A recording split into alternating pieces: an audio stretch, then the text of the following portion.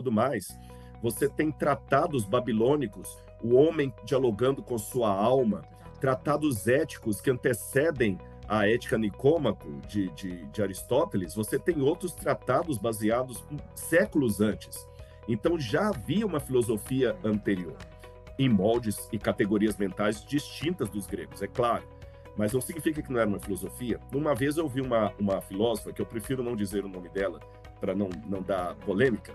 Ela escreveu num livro assim, que, na verdade, o que havia antes da Grécia era uma sabedoria, mas não pode ser chamado de filosofia. Primeiro já é estranho, porque filosofia significa amante ou amigo da sabedoria.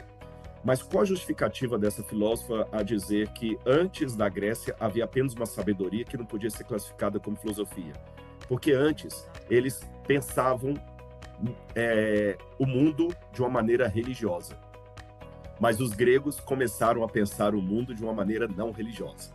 Esta é uma maneira artificial e, para mim, até anacrônica, de criar uma ruptura inexistente entre razão e fé, porque, embora Sócrates tenha sido acusado de ateísmo, além de ser um corruptor da juventude, a palavra ateísmo, aplicado pelos algozes de Sócrates, não é o sentido da palavra ateísmo que eu vou ter na Idade Moderna.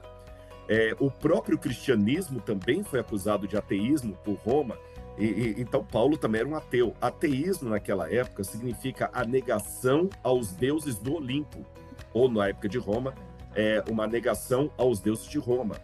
Então, se eu nego um tipo específico de medicina, não significa que eu estou rejeitando a medicina como um todo. Eu estou indo contra aquele tipo de medicina.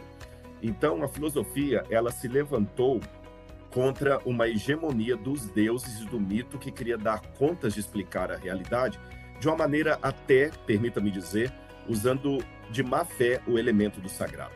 Então, por isso que você começa ali, a partir de Tales de Mileto, que ele começa a mostrar para as pessoas que podia se encontrar uma explicação para a físis, para a natureza, para a lógica de todas as coisas, que não fosse apenas aquela voltada nos mitos, nos deuses, e na forma hegemônica como os déspotas, né, que eram justamente os reis, e essa palavra até vem da época de despotismo, vem disso aí, como eles usavam aqueles princípios religiosos para subjugar o povo. Curiosamente, se eu pegar o exemplo de Abraão que você pediu, Vilela, o próprio Abraão também foi uma disruptura. Quando Abraão sai do Oriente Médio e questiona os deuses ali da Suméria, e vem para a terra que o Deus de Israel lhe mostrou, a religião abraâmica ela já é uma ruptura